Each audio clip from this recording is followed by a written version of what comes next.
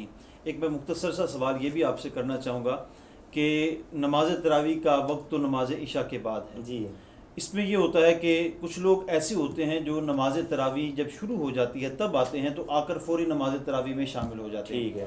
اس میں فرض نماز جو ہے وہ چھوڑ دیتے ہیں. جی ہے. تو فرض نماز چاہے وہ بعد میں پڑھیں یا نہ پڑھیں وہ الگ حکم ہے. یہ بتائیے کیا نماز تراویح فرض نماز کے فرض نماز پڑھے بغیر عشاء کی نماز پڑھے بغیر ادا ہو سکتی ہے؟ اگر ہو سکتی ہیں تو ان کا پھر حکم کیا ہے؟ اور ساتھ یہ بھی بتائیں کہ اس کا انتہائی وقت کیا ہے، کیونکہ اکثر لوگ یہ کہتے ہیں کہ آدھی رات کے بعد یہ نہیں پڑھی جا سکتی یا جماعت جب ہو جائے اس کے بعد الگ سے نہیں پڑھی جاتی. اس پہ بھی ضرور بتائیں. علامہ صاحب بہت اچھا سوال ہے. پہلی تو بات یہ ہے کہ جب مسجد میں داخل ہونا ہے مسجد ہوتی ہی فرائض کے لیے ہے. صحیح. نبی پاک صلی اللہ علیہ وآلہ وسلم نے ارشاد فرمایا اپنے گھروں کو قبرستان مت بناؤ. کیا مطلب کہ اپنے گھروں میں بھی نماز ادا کیا کرو. صحیح. اس کا طریقہ کار یہ ہے کہ فرائض جو ہیں وہ مسجد میں ادا کیے جائیں اور بہتر یہ ہے کہ نفل اور سنتیں گھر میں ادا کی جائیں. یہ ایک اچھا عمل ہے. اگر کوئی شخص آیا ہے اور نماز تراویح شروع ہو چکی ہے تو اس کو چاہیے کہ پہلے عشاء کے فرض ادا کرے. صحیح. چونکہ پہلے فرض ادا کرے گا اس کے بعد جو ہے وہ سنت موقدہ کی طرف آئے گا. اب یہ درجات ہیں، پہلے فرض ہے، پھر واجب ہے، پھر سنت موقدہ ہے، پھر سنت غیر موقدہ ہے اور پھر اس کے بعد نفل ہے. یہ درجہ ہے. سب سے پہلے فرائض کو ترجیح دی جائے گی. صحیح. فقہاء کرام نے یہاں تک لکھا ہے کہ یہ جو فجر کی 2 رکھتے ہیں سنت فرائض سے پہلے ان کی کتنی اہمیت ہے. جی.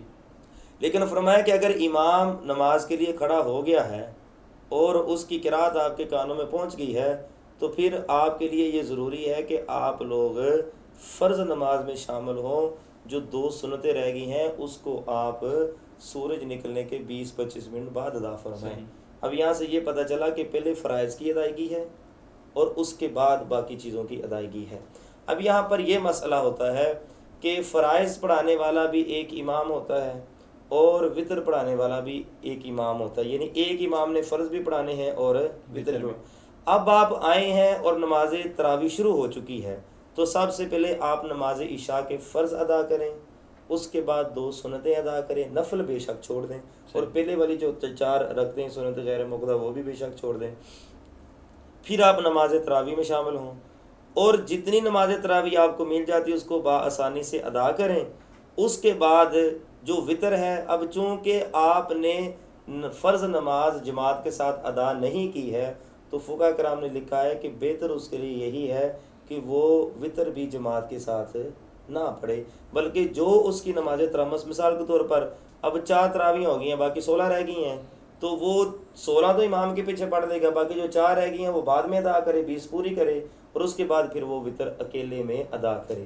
جہاں تک ٹائم ہے نماز تراویح کا، اس میں بعض علماء کرام فقہاء اس جانب بھی گئے ہیں کہ چونکہ جماعت کی ایک اپنی فضیلت ہے، جی اگر وطر اس کو جماعت کے ساتھ مل جاتے ہیں تو وہ جماعت کے ساتھ بھی ادا کرے. یہ بھی فقہاء کرام نے یہ جو استدلال کیا ہے اس کی وجہ یہ ہے کہ بعض کا لوگوں کو دعائے قنوت نہیں آتی ہے، بعض کا لوگوں کو وطر نہیں پڑھنے آتے ہیں تو ان کے لیے آسانی ہو جاتی ہے.